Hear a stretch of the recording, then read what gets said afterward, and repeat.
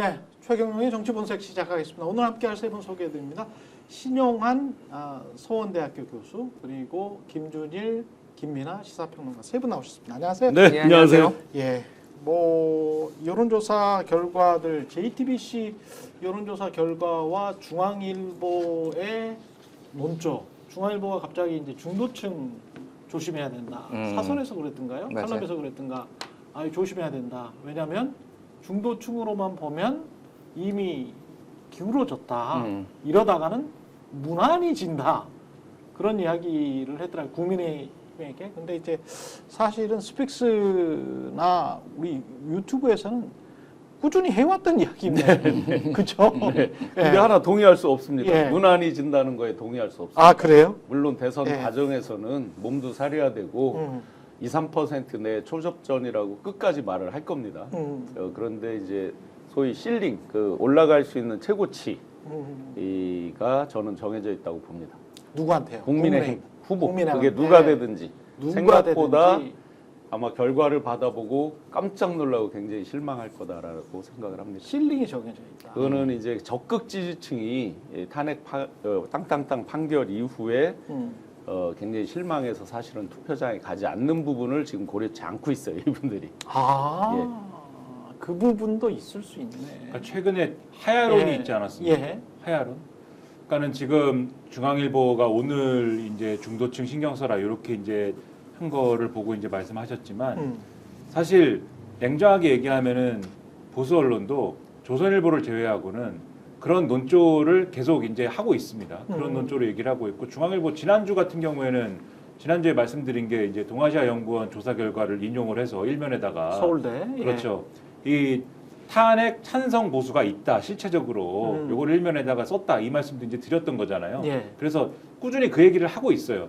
조선일보만이 이 헌법재판소 불공정하다 그거를 그 이야기만 해요? 그 얘기를 계속 이제 해왔는데 그 조선일보가 이제 지난주에 뭘 쓴 거냐? 근데 하야하시면 안 돼요. 이거를 쓴 거지 않습니까? 그렇지. 그러니까 이게 헌법재판소 불공정의 빌드업이 뭐였나를 봤더니 계속 헌법재판소가 불공정하고 오늘도 불공정하다예요. 근데 뭐 진술이 오염됐다 뭐 등등 뭐 이 민주당이 회유한 거 아니냐 뭐 이걸 계속 하는데 그렇게 해가지고 결론이 뭐냐?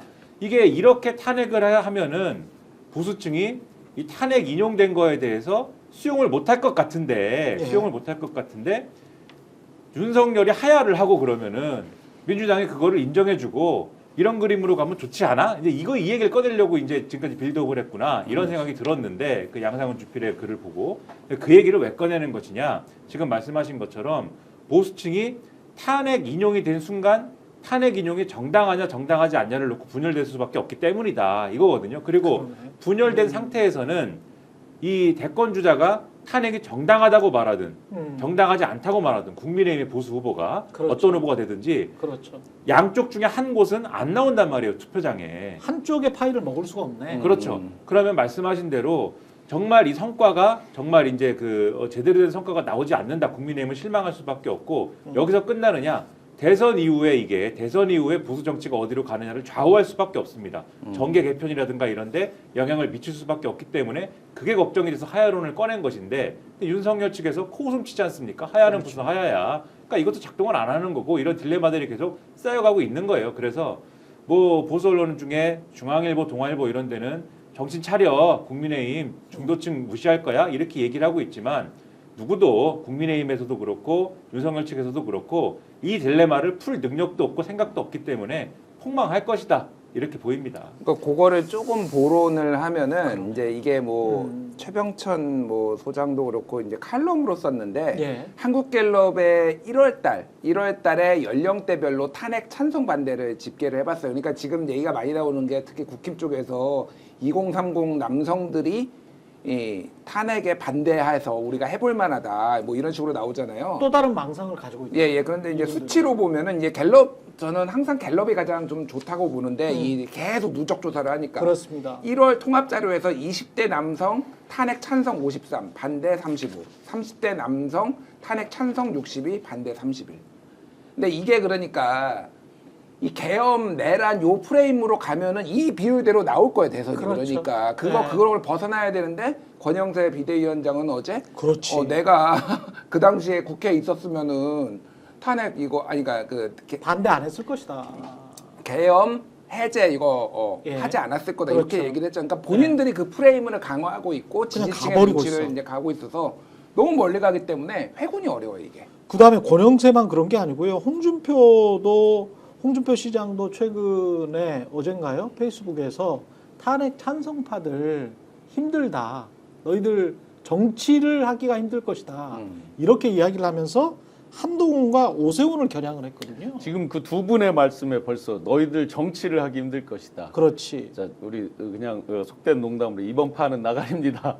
대권에 대해서 힘들다는 거 다 알고 있습니다. 홍준표 씨도 자칭 정치 9단 이상 뭐 그렇죠. 입신 계열에 가고 있는 분 아닙니까? 그렇죠. 예. 그렇다면 모를 리가 없습니다. 네. 이미 다 당권에 이번 판은 끝났고 정치 당신들 하기 어려울 거다가 의미하는 바가 뭡니까? 앞으로 국민의힘 보수 진영에 너희들 설 자리가 없을 것이다. 뒤에 당권 얼씬도 하지 마. 너희들 택도 없어. 지금 다 왜 이렇게 극우로 회귀하는지는 어게인 2017, 2018을 보면 답이 나옵니다. 그때도 그렇게 탄핵이라고 하는 수모를 당하고도 계속 우경한 목소리 심지어 부정선거 주장하는 자들이 당권을 쥐고 2020년 이후까지를 계속 지배를 하잖아요.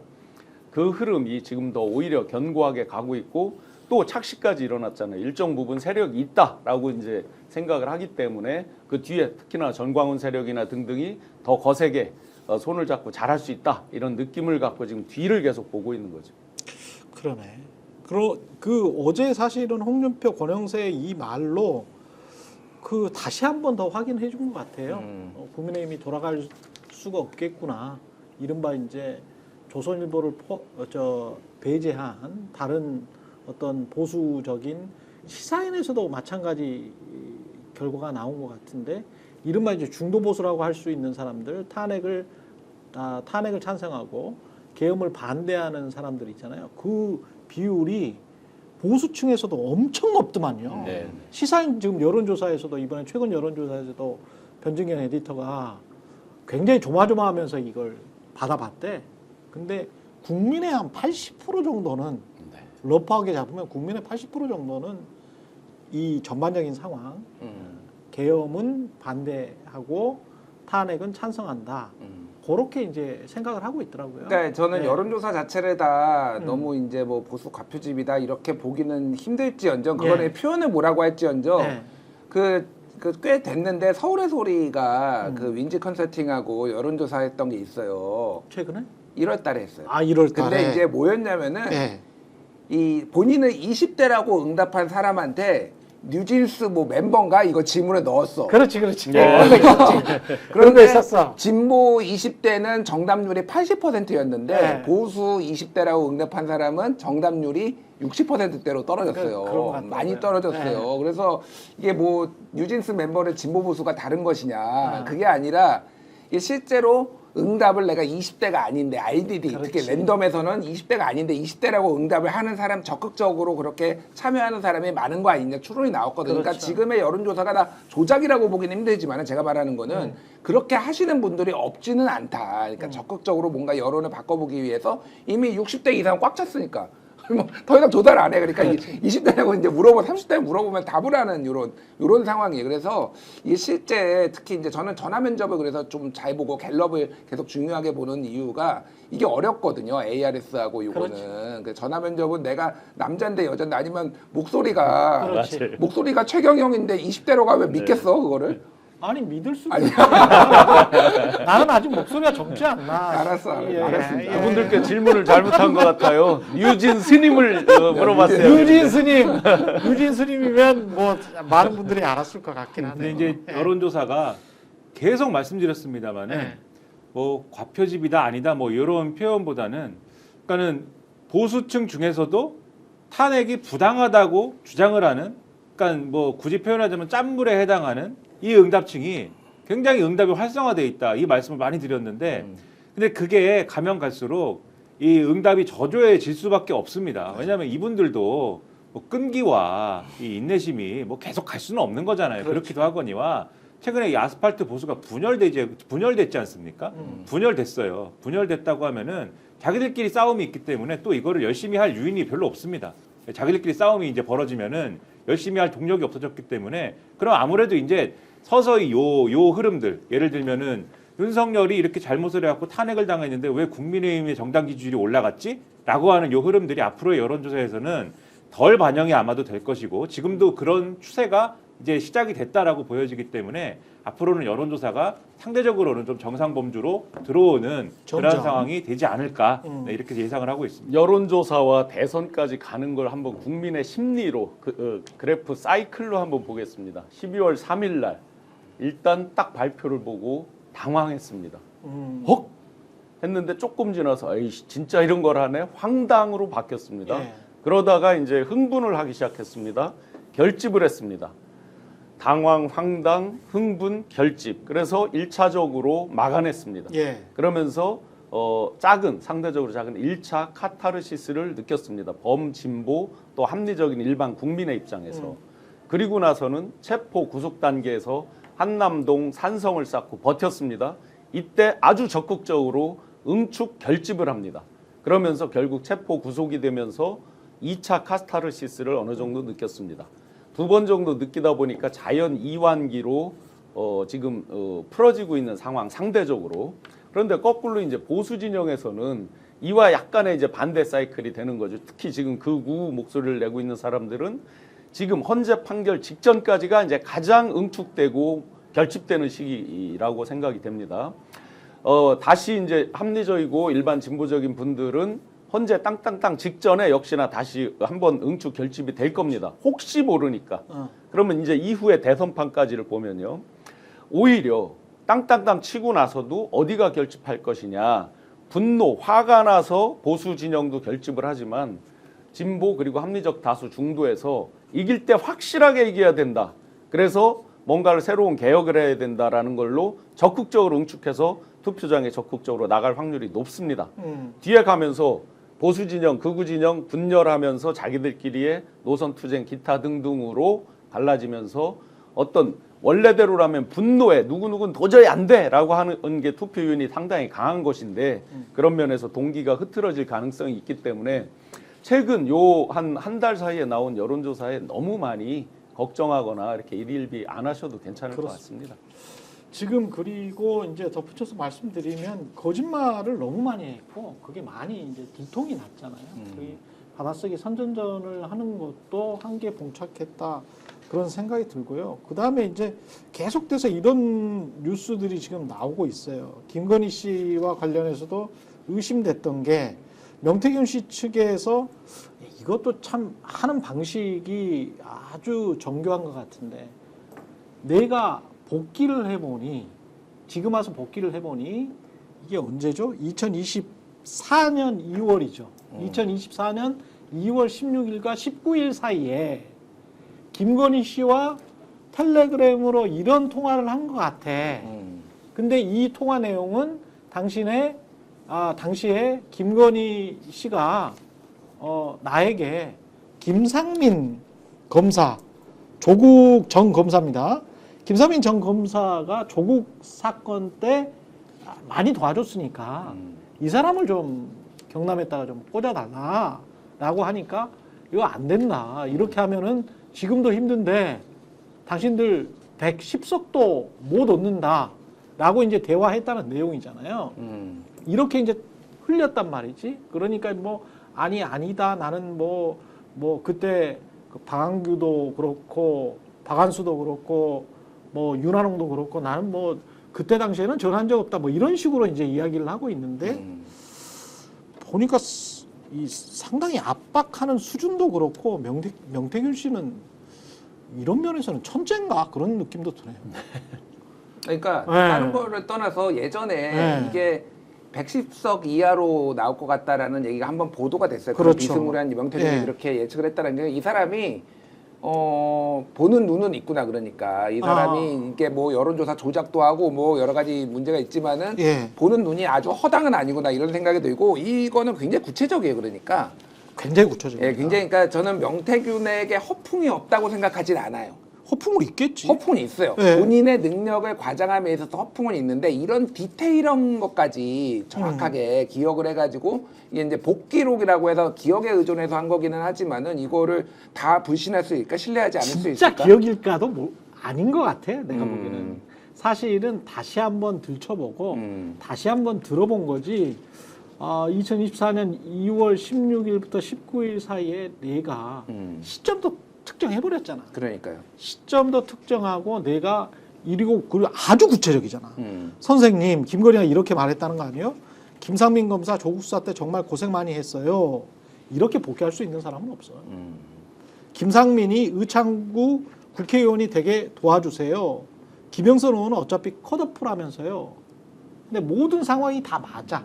그렇죠. 아, 그 당시에 정황에 대해서 그러니까 그 지금 그 스토리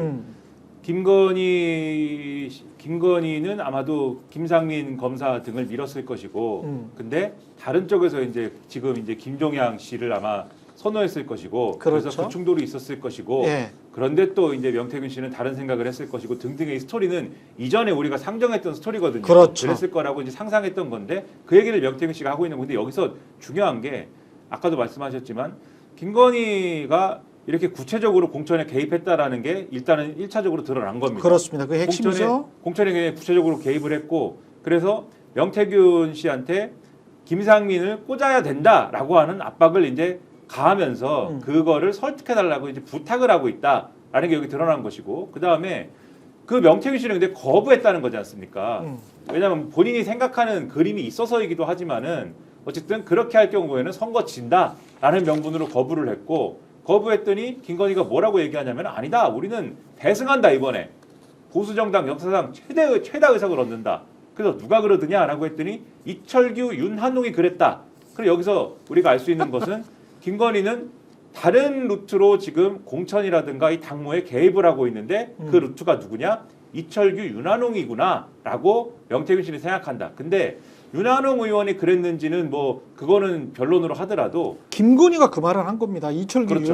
윤한홍이 그렇죠. 그렇게 말했다고. 근데 윤한홍인지는 변론으로 하더라도 네. 이철규 의원 상당히 의심스러운 게 그 당시에 공천관리위원회 들어갔잖아요. 그렇죠. 그리고 인재영입위원 그것도 하고 맞아요. 그리고 TV조선이나 이런 데서 보도를 그 당시에 했던 게 제가 기억이 나는 게 이미 한동훈이 비대위원장으로 오기 전에 12월부터 그런 보수 언론 이런 데서 무슨 보도를 하느냐면은 그때 뭐 한참 뭐 혁신위가 뭐 어떻게 되고 뭐 김기현 대표가 내려가고 뭐 이런 상황입니다. 그런 상황이에요.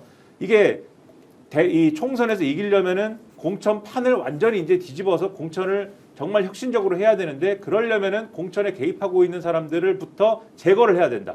그 제거해야 될 대상 1. 이철규 2. 박성민 이런 사람들을 제거해야 된다. 이게 이제 보수 언론에서 하던 보도입니다. 예. 근데 박성민 의원을 언급하면서 당시 김건희 여사와 긴밀하게 소통하고 있는 것으로 알려진이라는 수사를 굳이 걷다 맞아. 붙여요. 그래서 맞아. 근데 여기에 또 이철규 의원이 같이 언급되잖아요. 지금 명태균 씨와 관련해서. 그러면 제가 보기에는 그때부터도 계속 공천판 짤 때부터 김건희가 이런 식으로 개입을 여러모로 하고 있었구나라는 생각을 하게 하고 이철규 의원 같은 경우에 나중에 한동훈 비대위원장하고 거의 공개적으로 싸우잖아요. 비례대표 의원 명단에 누구는 들어갔네 안 들어갔네 하면서 거의 이틀 동안 공개적으로 기자들한테 거의 기자회견 하다시피 해갖고 싸우지 않습니까? 이런 정황을 쭉 볼 때 자 명태균 씨와 관련돼 가지고 이 부분을 정확하게 수사를 하려면은 그 당시에 공천 지난 총선 때 국민의힘 공천이 어떻게 됐는지를 다 뜯어보지 않으면은 이거는 다 이 뿌리까지 수사하기는 어려운 조건이고 명태균 씨의 결론은 뭐냐? 그럼 그 당시에 총선을 크게 이길 줄 알았는데 결국 뚜껑 열어보니까는 명태균 씨 말이 맞지 않습니까? 110석 아래로 나오지 않았습니까? 그렇죠. 아 그래서 군인을 선관위에 보낸 거 아니냐 계엄을 선포하고 이런 거거든요. 그럼 이게 과연 연결고리가 거기까지 이어지는 거라고 한다면은 그럼 이게 특검을 동원해갖고 수사하지 않을 수 없는 상황이다. 이 얘기를 지금 하고 있는 거죠. 지금 김민하 평론가님 말씀을 받아서 보충하는 의미에서 대자뷰되는 장면이 이게 이제 명태균 씨가 3월 8일 오후 6시 반 그러니까 대선 하루 전날 조사한 게 9.1%를 이기잖아요. 윤석열이 이재명 그 당시 이제 후보를 이기잖아요. 예. 그러다 보니 왜 내가 한 10%는 이겼어야 되는데 0.73만 이기냐 뭐 이랬다는 거잖아요. 그래서 지금까지 부정선거론을 주장한다는 거잖아요. 자 그러면 윤한홍, 이철규 이런 분들이 이제 압도적으로 역대 총선 사상 가장 많이 이긴다. 아마 김건희 여사가 혹시 명태균 씨가 어떤 그런 보고를 했나라고 생각을 했나 보죠. 농담 드리면. 그러니까 이제 당신한테 왜냐하면 그때는 당 대표가 보시면 이 시기를 보시면 4차 비대위 2023년 12월부터 한동훈 씨가 이제 당 대표거든요. 이제 비대위원장이거든요. 그러니까 한동훈 체제에서 이걸 명태균 씨가 어떻게 해서 밀어넣기 쉽지 않다는 걸 알아요. 그죠? 그런데 김상민 씨를 해달라 할 때는 뭐겠어요? 결국은 유리한 여론조사를 만들어달라라는 부탁을 한 거잖아요. 대놓고 한 거잖아요. 까놓고. 그러네. 그런 의미로 받아요. 시점이 예. 그래요. 왜냐면 한동훈 씨가 대표인데 한동훈 씨한테 잘 부탁해서 이걸 관철시켜달라 이건 아니잖아요. 그러네. 어떤 여론몰이, 여론 조작을 통한 여론 조성 이걸 명시적으로 사실은 부탁한 거죠. 당신 이런 거 잘했잖아. 과거의 추억이 있잖아요. 이게 당신 이런 거 과거의 추억이. 잘했잖아. 예. 그러다 보니 어. 사실은 그래서 그 뒤에 지금 이게 논리적으로 연결되는 게 그래서 2024년 총선도 마치 자기들 정권에서 한 것도 부정이다 이런 걸로 이제 몰아붙이려고 했던 것도 있는 그러니까 거죠. 이게 그렇다. 받아서 맞다, 말씀드리면은 이게 명태균한테 컨택을 하는 게 명태균이 판을 잘 보는 것도 있지만은 또 하나는 최근에 오세훈 시장 SBS 단독 보도였나 그거 보면은 최근에 명태균의 진술과 카카오톡 문자 내용을 보면은 나 그때 서울시장 보궐선거 때 나경원 이기는 여론조사 이거를 언급을 하면서 컨택을 했다라는 거 아니에요. 그래서 명태균의 주장은 4번을 만났다. 그 맞습니다. 예, 그 예. 나경원 이기는 여론조사 그 다음에 생각을 해보니까 김영선도 이준석 쪽에서 이야기한 게 그러면 김영선 이기는 거를 여론조사를 가지고 와봐라. 가지고 와라. 그러니까 이게 일관되게 나오는 거는 명태균을 컨택을 하는 거는 이 사람이 아는 사람도 많고 판도 뭐 잘 보는 게 있겠지만은 궁극적으로는 결국은 다 여조예요. 다 여조예요. 그러니까 김건희도 말씀하신 게 정확한 게 근거가 있어야 되네. 그러니까 말씀하신 한동훈은 말을 안 들어. 한동훈 쪽으로는 씨알도 안 먹힐 것 같아. 그러면 네가 조금 여조 만져줘가지고 요거 해라. 할 수 있잖아. 요거 너 잘했잖아. 옛날에도 했잖아. 그 뉘앙스가 이거예요, 이게 지금. 있겠구나. 너 잘했잖아 옛날에도 잘했잖아를 명백하게 입증할 수 있는 자료가 2024년 11월 4일 날 작성된 수사보고서 107쪽에 있습니다. 아 그래요? 2021년 8월, 9월 그 사이에 김건희가 발을 동동 구르면서 홍준표로 가면 안 되는데 후보는 반드시 윤석열이 돼야 돼요 하고 계속 명태균 씨를 푸시를 하는 장면이 나오죠 보면 그 텔레와 카톡에 예. 그 얘기는 뭡니까? 아니 명태균 씨가 뭐라고 후보를 윤석열을 그렇지. 만들어요? 그렇지. 당연히 알고 있는 거예요. 아. 이건 굉장히 이 여론 가공을 통해서 여론 조성을 한다 하는 것들을 알고 있는 거죠. 할 수 있다라는 거를. 그러네. 그러니까 계속 발을 동동 구르면서 해주세요. 푸시를 이미 3년 전부터 하고 있었던 거죠. 이게 아니, 김건희 근데- 씨가 개입된 정황이 굉장히 좀 뚜렷하게 보이는 저는 또 다른 증거가 김상민 씨는 그때 당시 현직 검사거든. 맞아요. 현직 검사가 나 총선 나오니까 도와주세요라고 문자를 보내잖아. 나는 지역의 아들이다, 창원의 아들이다, 뭐 이런 식으로 뼛속까지 창원 사람. 뼛속까지 창원 사람, 뭐 이런 식으로 이렇게 보내잖아요. 이게 2023년 9월에 그러니까 총선 6개월, 7개월 전에 지역 주민들한테 쫙 문자를 보내. 뼛속까지 창원 사람 현재 검사가. 당시에 언론도 이건 너무 심한 거 아니냐라고 비판을 해. 그런데도 무시를 해버리거든. 그리고 막 책을 냅니다. 쭉 가는 거거든. 그러니까 이 사람은 확신이 있었던 거야. 나는 뒷배가 있는데 내가 국회의원 후보 될 텐데 니들이 뭐라고? 나 지금 현직 검사지만 나는 확실히 갈 수 있어. 그러니까 이게 아무리 현직 검사지만 이런 형태의 어떤 출사표를 보인 사람은 저는 못 봤거든요, 사실은. 그리고 그때 네. 검찰총장이 막 경고를 하고 그러는데 그렇지, 검찰총장이 뭐라고 하든 말든 그렇지. 막 갑니다. 근데 그때 그냥 가는 검찰총장이 누굽니까? 이원석이잖아요. 그렇죠. 그러니까 자기들끼리 생각을 하는 거예요. 이원석은 뭐 한동훈 라인인데, 그러네. 예, 그 내 백은 한동훈 라인 정도는 그냥 뭐 제칠 수 있어. 선일 수 있는 것 같은데. 제칠 수 있어. 지금 생각해 보면 이미 찍혔지 않습니까? 한동훈 그렇죠. 라인은. 그렇죠. 그거 아는 거죠. 예. 이런 거 보면은 얼마나 개입했을까. 이게 한두 건이 아닐 것 같아요. 네, 그러니까 저는 네. 이 시점에 왜 명태균이 이러고 있느냐 이게 좀 중요한 것 같아요. 그러니까. 그러니까 어쨌든 지금 계속 오세훈 얘기, 이제 홍준표 얘기하고 지금 김건희까지 이제 본격적으로 얘기를 하기 시작했잖아요. 이게 그러니까 두 가지인 것 같은데 하나는 지난번에 우리 도이치모터스 주가 조작할 때 JTBC가 막 단독 보도했는데 하나는 자기들끼리 편지 보내서 야 우리만 달려가는 거 아니야? 이런 얘기를 자기들끼리 그 주가 조작범들이 했다라는 게 있잖아요. 명태균도 딱 지금 상황 보면은 나만 깜빵 가고 나머지는 다 무사할 것 같아. 이런 약간의 불안감들 이런 게 가능 있는 것 같고 지금은 이제 판을 흔들어야 된다. 본인이 살기 위해서라도 이제 김건희를 압박을 하든 뭐가 됐든 이게 이제 민주당의 시그널을 보내는 걸 수도 있고 여러 가지로 내가 이제 살아야 된다 이런 거기 때문에 이게 생각보다 계속 나올 수 있고 사실은 검찰이 수사를 안 하기가 점점점 힘들어지는 상황이 올 것 같다 보니까 지금 이런 게, 요건이 예. 이제 텔레그램들 쓰시면 이제 금방 아시지만 통화가 한 4통화 있었다고 하고요. 예. 4통화의 통화 시간은 분명히 찍혀 있을 겁니다.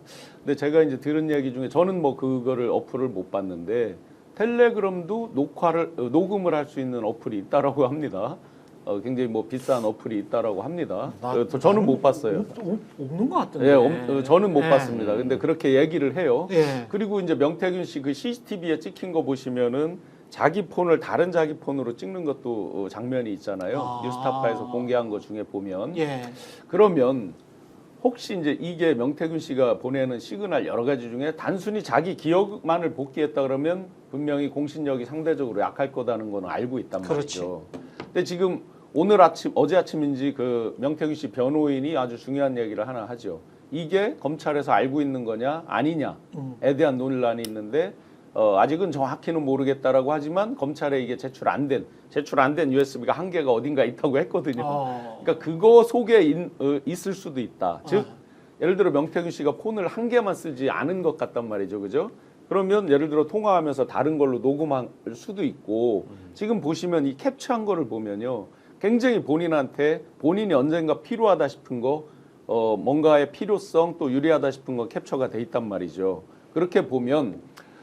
특히 윤이나 김과의 통화 이런 것들은 굉장히 중시했을 수 있다. 그래서 한 가지 예고편일지도 모르겠다. 명태균 씨 나름 굉장히 치밀한 사람이란 말이죠. 캡처해놓고 이런 걸 보면 그렇게 보면 예고편일지도 모르겠다. 일단 말로 해서 한번 잽은 던져본 거고 내 기억을 더듬었다 하고 했는데 녹취가 예를 들어 중간 부분이든 끝 부분이든 어쨌든 중간에 통화하다 생각나서 다른 걸로 했든 그거 혹시 있을지 모르겠다는 생각도 듭니다. 맞습니다. 그리고 증거가 뭐 있을 것 같아요. 지금의 상황에서는 검찰이 어제도 말씀드렸습니다마는 권력이 어쨌든 끝물이 오면은 검찰이 이제 뭐 힘 빠진 뭐 이 맹수를 가가지고 뭐 칼로 찌르고 우리가 잡았네 하는 것은 뭐 늘 있었던 일 아닙니까? 하이에나가 늙은 사자를 공격하기도 합니다. 그렇죠. 홀로 된 늙은 사자를 공격하기도 합니다. 네. 그렇죠. 예. 지금 이제 그런 국면이다라고 명태균 씨도 생각을 하는 거겠죠. 그래서 이제 이런 얘기도 하고 그러면서 이제 원하는 것들을 이제 좀 잡아가는 그러한 것일 수 있는데 그렇죠. 그러다 보니까 오늘 뭐 한국일보 같은 경우에 기사 제목이 이래요. 검찰 따옴표 치고 김건희 윤 유리한 여론조사 명태균의 요청 의심 정황. 그러니까 이게 기사가 이렇게 나오잖아요. 그러니까 이게 무슨 얘기냐면은 그러니까 지난해 11월 달에 향원지검 수사팀이 여론조사 업체 P&R 있지 않습니까? 예, 그 유명한 압수수색 영장을 청구할 때 예. 김건희가 명태균 씨 제공 여론조사를 단순히 참고 삼아 제공받는 것을 넘어서 윤석열 후보에게 유리한 여론조사를 요청한 것이 아닌지 의심할 만한 정황이 있다. 이렇게 그때 했다는 거예요. 그리고 그 근거는 그 두 사람 간의 카카오톡 대화나 이런 거를 보면은 김건희가 오히려 적극적으로 요청한 것 같다. 명태균 씨한테 예. 우리한테 유리한 여론조사. 그때 이제 경선할 때잖아요. 국민의힘에. 그러니까 김건희가 주도해서 요청하는 것 같다. 이런 정황을 알았다라는 거예요. 검찰이. 예. 근데 이게 지난해 11월 달에 압수수색 영장 청구할 때 얘기지 않습니까? 근데 이 얘기가 지금 한국일보를 통해 가지고 더 강조돼 가지고 지금 기사가 나오고 이런 맥락이 지금 뭐겠습니까? 김건희 겨냥한다 이거를 보여주고 싶은 거잖아요. 검찰이. 예. 그래서 이 지금 시절이 심상치 않은 쪽으로 가고 있는 것이다. 요건 거죠.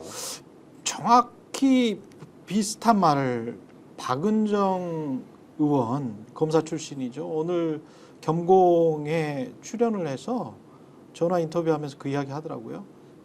중앙지검으로 이렇게 이송한 거는 검찰총장이 뭐 승인하지 않으면 검찰총장이 주도하지 않으면 될 수가 없는 문제고 이거는 한마디로 검찰이 대선판에 뛰어든 거다. 요렇게 이제 정의를 하더라고요. 어떻게 네. 보십니까? 이거는 네, 네. 맞는 정의라고 맞습니다. 보시죠? 그러면서 이제 예. 시간도 일부 지연되는 것도 있고 그러면서 상황을 또 봐야 되겠고요. 예. 창원지검이 창원지검만 면피한다 해서 검찰 전체는 면피될 수 없다는 건 알겠죠. 예. 근데 중앙지검으로 이송하면서 이제 물론 수사 검사들은 다 같이 이제 간다라고는 하지만 당연히 시간이 지연되면서 어느 정도의 이 대선판 상황, 혼란스러운 상황, 탄핵, 그러네. 파면 국면 이런 것들을 보면서 좀 저울질을 할 수 있는 그래서 정치에 뛰어든 거죠. 그 자체로. 그러니까 말씀하신 거 받아서 얘기하면은 서울중앙지검장이 지금 탄핵 상태예요. 그거 없어요. 예. 뭐 대행이 하겠지만은 기본적으로 중앙지검하고 대검하고 가까이 있고 근데 검찰총장이 이거는 핸들링한다라고 봐야 되고 원래 창원지검에서 그러니까 있을 때부터 핸들링했어요. 그러니까 이제 이 정도 문제가 되면 다만 그때는 수동적으로 간을 본다라고 했으면은 이거는 이제 적극적으로 능동적으로 간을 보겠다 이 시그널로 봐야 될 것 같아요. 그러니까 그래서 지금 오세훈 시장 같은 경우에는 야 검찰 수사 빨리 해야지 무슨 얘기야 이런 얘기야 나 억울해 이렇게 얘기하잖아요. 그러니까 이게 윤석열 탄핵 전에 저는 오세훈 시장 부를 수 있다고 봅니다. 오히려 약간 면죄부를 주는 상황처럼 이렇게 갈 가능성도 있어요. 그러니까 예. 해봤더니 별게 안 나오더라 뭐 이런 식으로. 근데 이게 명태균은 강하게 저항하고 있는 거죠. 야 내가 4번 만났고 액수는 이렇게 이거고 그거는 이렇게 나오는 거야. 이렇게 지금 요렇게 좀 복잡하게 얽혀가는 상황이라고 봅니다. 그래서 더 특검을 해야 되는 맞아요. 거고요. 그래서 제가 하나만 제가 창원지검 조사를 받을 때 예. 사실은 김건희에 대해서 상당히 자세히 조사를 했어요.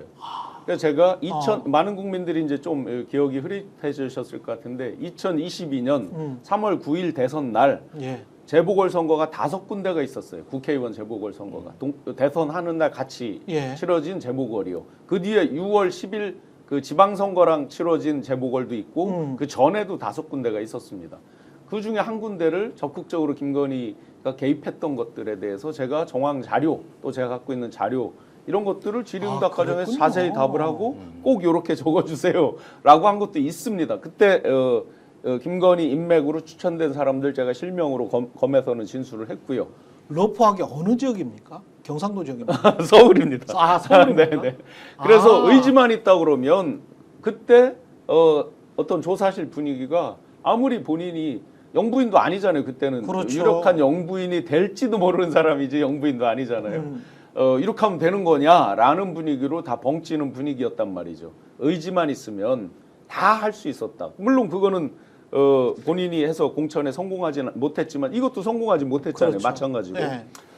그래서 반드시 특검이 필요한 이유가 되기도 합니다. 야, 생각해 보면 저 계사가부터 해가지고, 그러니까 명태균 씨가 김건희 씨를 만나고 그 다음에 대선 후보 국민의힘 입당 전부터 보면 검찰총장 아마 그러면 더 거슬러 올라가면 중앙지검장 때부터일지 언제부터일지는 모르겠습니다만은 결혼하고 어떤 시점부터는 윤석열 씨가 하는 모든 어떤 공적인 행동에 김건희 씨가 굉장한 영향을 미친 거는 같네. 그리고 조국 수사와 관련해서도 이명수 기자랑 한 말하고 지금 이 누구죠? 김상민 검사 케어해 줘야 된다라고 이야기하면서 명태균 씨에게 했다는 말하고 전혀 상반되거든. 그거 봐주려고 했는데 자꾸 아니라고 대들어가지고 우리가 밟은 거야. 뭐 그런 톤이었잖아. 이명수 기자한테는. 근데 이거는 그냥 조국 수사할 때 큰 공을 세웠으니까 김상민이가. 근데 김상민 검사는 파견 검사였거든. 3부에 있다가 2부로 간 사람이잖아요. 2부에 가가지고 2부에서 이제 그 수사를 해서 거기에서 일종의 이제 자기들 생각에는 이제 공을 세웠나 보지. 그러니까 이제 이렇게 케어를 해줘야 된다. 뭐 이런 식으로 이야기한 거 보면 파견 검사하니까 저를 조사한 분이 파견 검사였거든요. 대검에서 오신 분인데 안 계세요. 수사팀에 빠져 있어요 지금. 그래요? 네. 그리고 그 김종양 씨에 대한 판단도 그게 어디서 그냥 들어서 할 수 있는 판단이 아닌 것 같다 이런 생각이 드는 게 김종양 씨에 대해서 문재인 정권 부역자다. 문재인 정권 부역자다. 문재인 정권 부역자다. 네. 그 다음에 대선 때는 누가 이기는지 그 간 보다가 간 보면서 이제 어디서 있었는지 모르게 숨어 있다가 그러다가 지금 기어 나와가지고 지금 기회주의자 행세를 하고 있는 거 아니야. 그러니까 이런 판단을 하잖아요. 그렇지. 근데 김종양 씨는 뭐 이 이 무슨 뭐 지금 검찰 출신도 아니고 그렇지. 다른 집안 출신이지 않습니까? 굳이 따지자면은. 행정고시 봐서 경찰이죠. 경찰 그렇죠. 간부 출신이지. 네네. 인터폴. 그렇죠. 근데 이게 딱 그거야. 그러니까 문재인 정부 부역자라는 게 문재인 정부 때 이 사람 뭐 했는지 보니까 문재인 정부 때 인터폴 총재를 냈더라고. 근데 그때 경쟁자가 누구냐면 러시아 쪽이야. 네. 러시아 쪽인데 러시아 쪽의 경찰 간부인데 이 사람이 됐어. 그러면 반기문 씨가 가령 뭐 사무총장 될 때 전 국가적으로 밀어주잖아요. 아 그러니까. 어떤 정부가. 근데 이제 큰 성공을 거둔 거야. 어떻게 보면 경찰 간부로서 인터폴 총재를 냈으니까 얼마나 큰 성공이에요. 근데 문재인 정부 때 밀어줬겠지. 문재인 정부도. 아 어떻게 될지 어떻게 알아. 그러니까 인터폴 총재 되면 좋은 거지 뭐 네. 국가적으로. 그러니까 요거를 좀 네. 말씀드리면은 이게 얼마나 미친 소리인 게 네. 윤석열도 문재인 정부의 검찰총장 하다가 그렇지. 본인이 된 거잖아. 그렇지. 그러면 인터폴 총재가 무슨 뭐 문재인 정부 무슨 보수 정부가 어디 있어요? 그렇죠. 기회만 네. 오면은 해야지 네. 그러니까. 근데 이제 김건희의 인식을 기반으로 해서 말씀드리면, 그러니까는 김건희 시점, 김건희 1인칭 시점으로 말씀드리면, 문재인 때 잘 나갔다? 뭐 좋아 그러면 문재인 때 잘 나갔는데, 문재인 때 잘 나갔어. 그러면 우리 캠프에 있었어야지 대선 때. 뭐 우리 편에 서고 싶었으면은. 아 그렇구나. 우리 캠프에 있지도 않았어. 우리 아. 캠프에 있지도 않았는데 이제 와서 공천을 달라고? 그리고 내가 지금 꼽고 싶은 사람이 있는데 여기에 그러네. 이거거든요 지금. 그러면은 그러네. 이 판단을 하려면은 1. 문재인 정권 때 어떤 사람이 어느 자리에 가는지에 대해서 대략적인 판단을 하는 그런 정도의 생각을 하고 있었어야 됩니다. 그렇지. 그 인사 관계에 대해서 나름의 생각을 갖고 있었어야 해요. 그렇지 않습니까? 예. 그다음에 두 번째 대선 때 캠프에 누가 오고 누가 안 왔는지에 대해서 대체적으로 완벽하게는 아니어도 대체적인 감을 갖고 있어야 됩니다. 누가 우리 사람이었고 누가 우리 사람이 아니었는지에 대해서. 그다음에 3. 이 공천에 대해서 지금 일어나고 있는 공천에 대해서 내가 뭔가 여기에 대해서 관심을 가지고 뭔가를 핸들링을 하고 있어야 됩니다. 이 3박자가 맞아야지 지금 할 수 있는 평가예요. 그렇죠. 근데 지금 하지 않습니까? 그렇죠. 근데 이거를 아까 말씀하신 대로 윤석열이 문재인 정권에서 인사를 거치면서 뭔가 그것에 대해서 거들었거나 뭔가 조력하지 않으면 할 수 없는 판단을 하고 있는 것이고 2. 윤석열이 대선을 치르면서 그 대선 캠프를 주도하거나 관여하지 않았으면 하지 않았을 판단을 지금 하고 있는 것이고 3. 이 총선 치르면서 이 윤석열의 여당을 관리하지 않았으면 하지 않았을 판단을 지금 하고 있는 거지 않습니까? 뭐 했는지가 쭉 나오는 거죠. 제가 이제 명태균 씨 거를 공개하면서 그 뒤에 가로수길 예화랑 그 다음에 이제 공개드렸던 게 김건희와 가장 아주 가까운 사람 중에 하나인 문화예술계 인사 한땡땡 사장이 예. 저한테 전화를 해서 이 사람 지난번 저거에서 문재인에서 득을 보고 문화예술계의 뭐뭐뭐 위원장을 맡았던 사람이니까 캠프에서 빼라라는 얘기를 명시적으로 해서 제가 공개를 한 바가 있죠. 뉴스타파에서 그렇죠. 육성까지 예. 이제 나간 바가 있는데 굉장히 이런 코드에 대해서 뭐 자기들도 겉으로는 비판하고 뭐 이렇게 하고 하지만 굉장히 민감하게 어느 정권에서 부역한 사람 이런 식으로 이제 재단을 해서 한 거는 굉장히 뿌리 깊게 박혀 있는 것 같아요. 그런 낙인 찍기나 이런 생각을 가지고 있으니까 우리가 의심할 수밖에 없는 게 윤석열과 김건희가 그 노상원 수첩의 명단도 만든 거 아니냐. 저게 어떻게 김용현 머리에서 나올 수가 있을까. 평생 군인한 사람인데 아무리 그렇다고 하더라도 아무리 정치적이라고 하더라도 평생 군인한 사람인데 아니 이해찬, 김우겸 지금 현재 아무 권력도 없어. 전 의원이야. 근데 이해찬, 김우겸 이런 사람이 들어가는 거 보고는 아 저거는 사적인 원한이네. 네.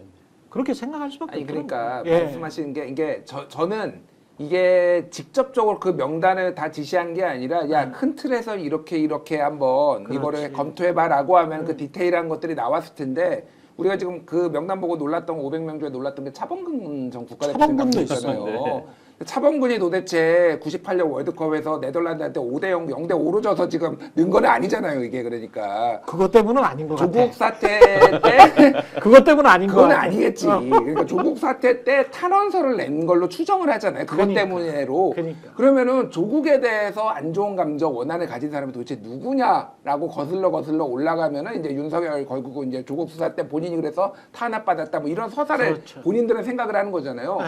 노상원이 굳이 차범근을 넣어야 돼? 이게 그러니까 그러니까. 그러니까 그렇죠. 이게는 그러니까 추론은 가능한 거예요. 근데 아. 이거를 차범근에 꼭 넣어라고 했는지 안 했는지는 우리는 모르지만 아. 큰 틀에서는 분명히 어떤 가이드라인이 있었을 것 같다. 조국 사태 관련된 사람 싹 잡아 넣어. 그렇지. 뭐가 말이 나왔을 가능성이 높고 그다음에 이제 조태용 원장과 김건희 씨가 계엄 직전 문자를 주고 받았다. 조태용 원장은 기억이 나지 않는다. 자주는 아니다. 이렇게 말을 했는데 이게 중요한 거는 어제 CBS 뉴스쇼에서 박지원 원장이 또 그 이상한 이야기를 했어요. 네. 그러니까 조태용 원장이 주미 대사였을 때 뉴진스를 부르느냐 마냐. 블랙핑크. 아, 뉴진스가 소송해요. 아, 죄송합니다. 블랙핑크를 질 바이든 여사가 굉장히 좋아하는데 요거 부르냐 마냐 가지고 무슨 논란이 있었거든. 그때 맞아요. 기사에도 막 나오고 그랬었어. 제가 최강시사 할 때 요거 한번 다뤘던 것 같아. 기사 정도가 아니고 네. 그때 김성한 안보실장이 왜 잘렸느냐에 대해서 이 맞아. 사건 아니냐 그 논란이 있었죠. 그렇지. 김성한 안보실장은 결국 잘렸죠. 네네. 안보실장하고 의전비서관도 그때 그때 잘렸지. 교체됐죠. 그러니까 근데 이제 그거를 계속 질 바이든 여사는 부르고 싶어 하는데 대통령실에서 반대를 했는데 그 대통령실이 그게 김건희라는 그 주장이에요. 박지원 씨의 주장이고 네. 그때 당시에 문자든 통화든 했었을 거라고 보여지는 사람이 조태용 씨야. 네. 왜냐면 주미 대사기 때문에. 그렇죠. 그때 이전에 알려지기로는 김건희가 블랙핑크 공연을 그러니까 질 바이든 쪽에서 요청도 있고 해서 추진하려고 했는데 김성한 등이 중간에 이걸 챙기지 못해가지고 아 맞아 그렇게 네. 보도가 나왔었어. 네, 챙기지 못해서 반대 얘기했어요. 맞아.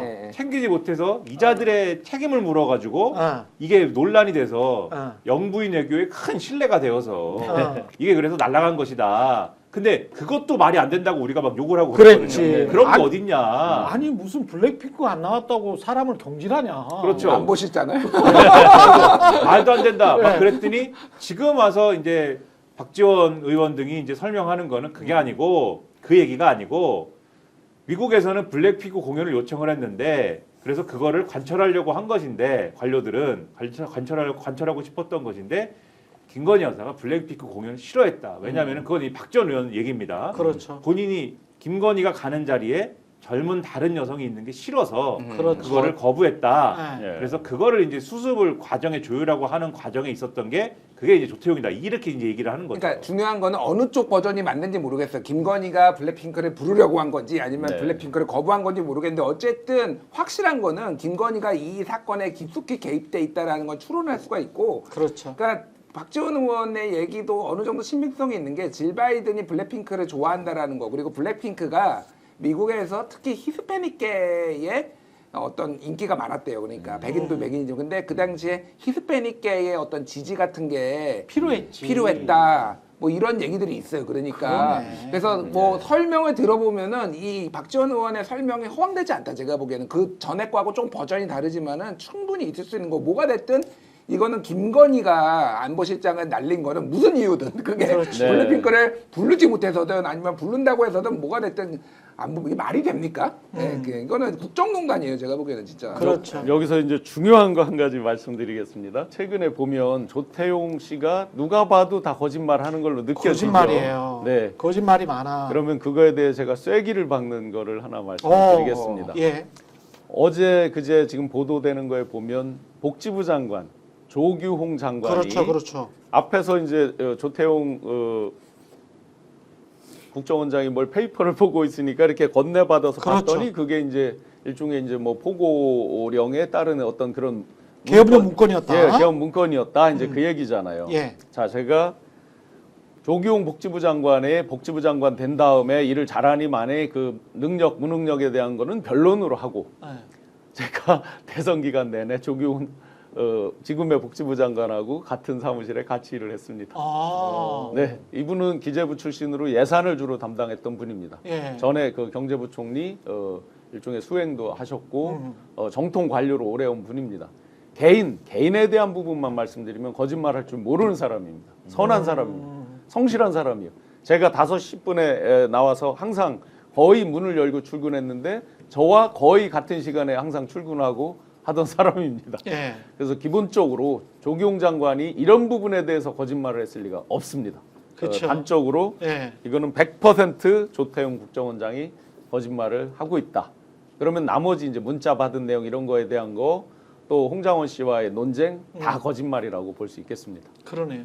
조태영 원장은 조기용 그 장관의 말과도 배치되고 긴거리 문자도 뭐 자주는 아니었다고 하면서 기억나지는 않는다라고 하고 게다가 홍장원 전 국정원 1차장 자신의 바로 직속 부하였던 사람의 말과도 지금 계속 배치되는 말을 한단 말이죠.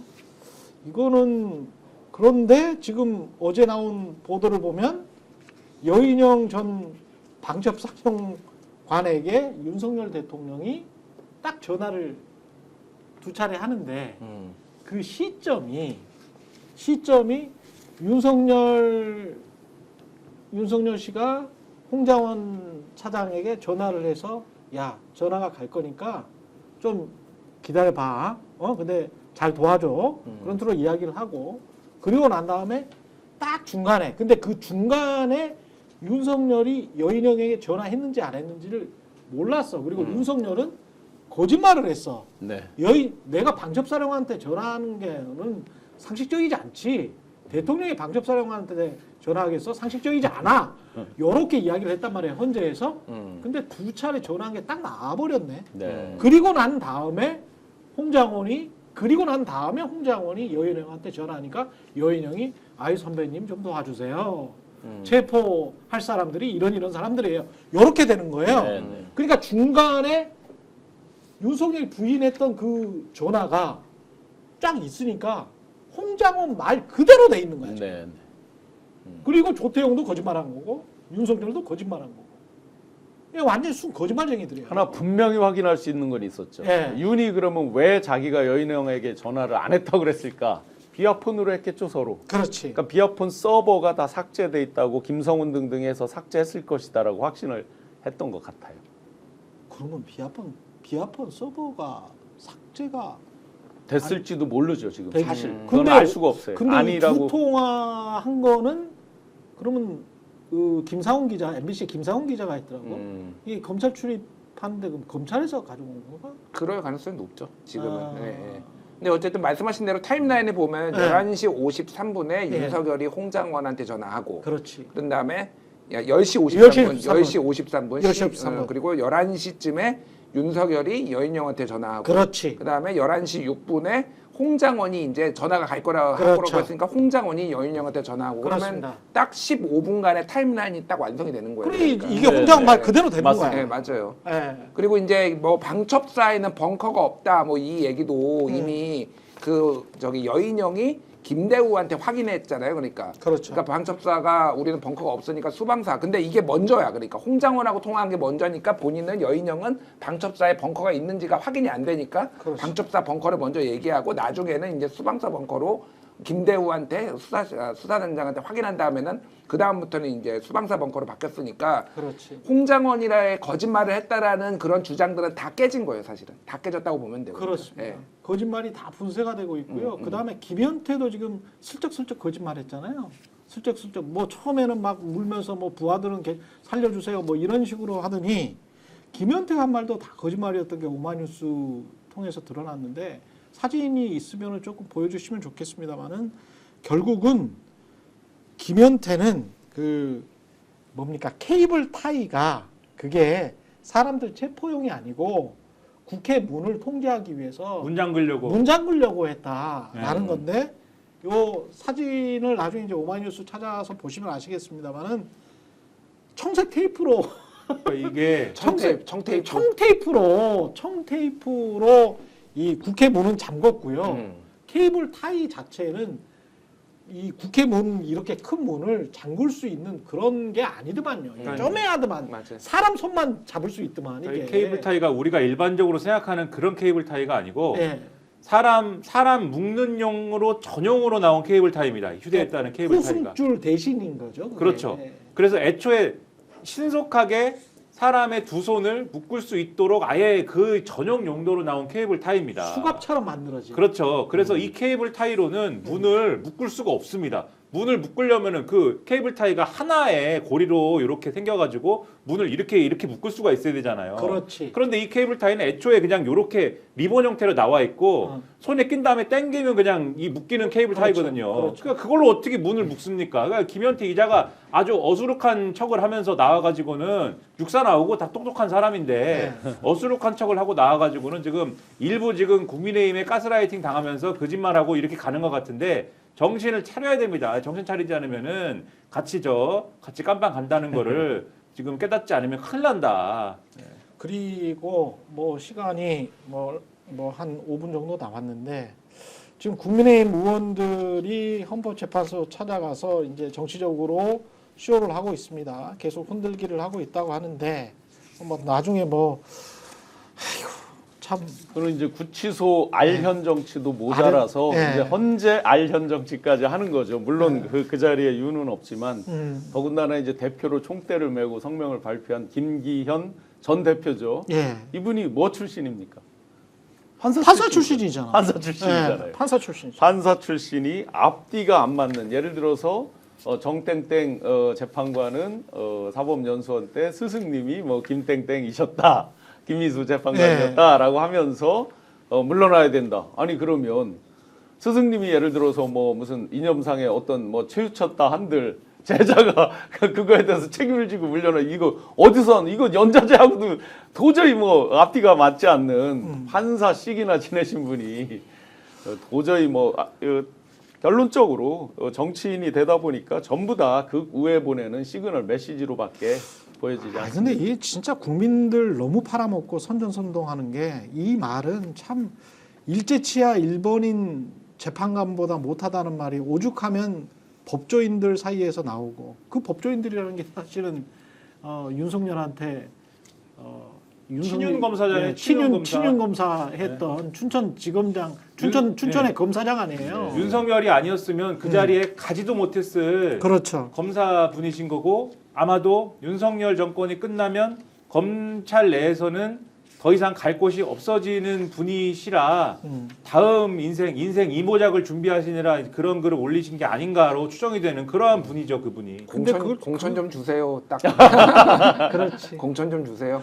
네. 그걸 또 국민적 목소리라고 하고, 근데 뭐 공천 좀 주세요라고 해서 공천도 이 사람 못 받을 것 같은 게 지금도 딸려 자리가. 왜냐하면은 지금 특정 지역 경상도하고 서울의 아주 일부 지역 빼고는 안전하게 들어갈 수 있는 곳이 없는데, 그 현역들도 해먹어야지. 박 터져 거기. 현역들은 계속 본인들 해먹으려고 지금 이렇게 하는 거잖아요. 본인들 해먹으려고. 근데 왜 네가 들어와? 뭐 이렇게 되는 거지. 네. 정신 못 차리신 분이에요.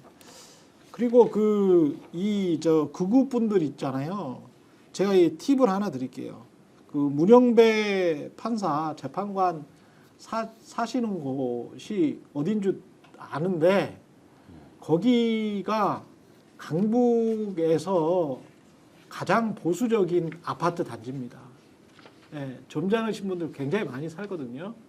예, 이른바 중도 보수 표를 이 극우분들이 가가지고 난리치면서 이렇게 자기 집 아파트에 와서 이렇게 행패를 하잖아요. 거기 사시는 김종인 씨도 그쪽 근처에 다 사시고요. 다 그쪽 근처에 사시잖아요. 예? 다 그 임면지 목사 뭐 이런 분들이 다 어르신들 다 그쪽에 사시거든. 이거는 그냥 자기 발 찍는 거야. 내가 볼 때는 중도 보수라고 해야 되나, 그냥 전통 보수라고 치죠. 네. 전통 보수에 계신 그 어르신들이 잔뜩 사시는 그 아파트 단지에서 그 확성기 틀어놓고 그러면요, 그 전통 보수의 노인분들이 좋아할 것 같습니까? 네. 아파트값 일단 떨어지죠.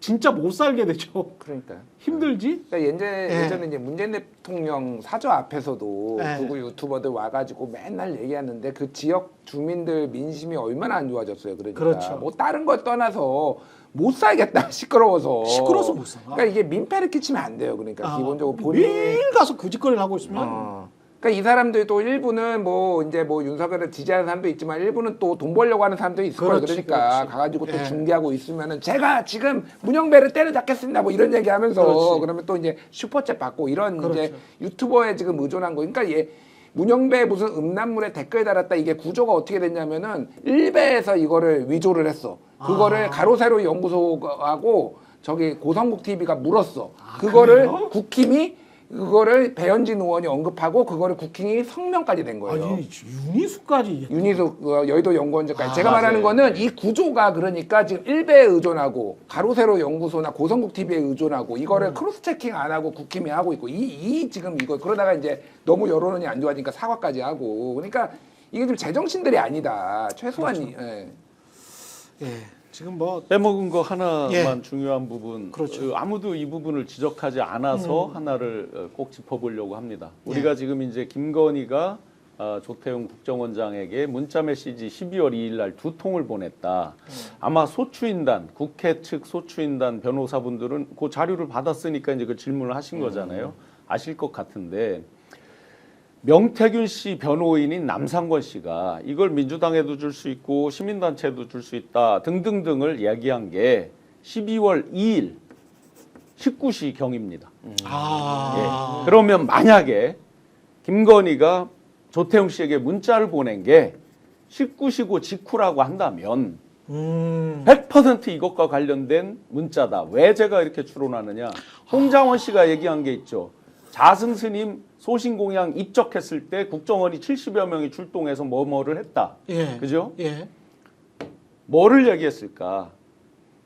민주당에도 줄 수 있고 뭐 시민단체에도 낼 수 있다. 국정원이 움직여서 뭘 하는 걸 본 게 있는 거예요. 윤과 김이. 예. 이거 빨리 확보 못하느냐. 이 문자 내용이었을 가능성이 상당히 높겠다. 요 시간이 만약에 그렇다면요. 그 시간 남상권 변호사가 얘기한 그 직후라고 한다면 이 부분을 굉장히 주목하면 뭔가 답이 나올 것 같다. 재밌네.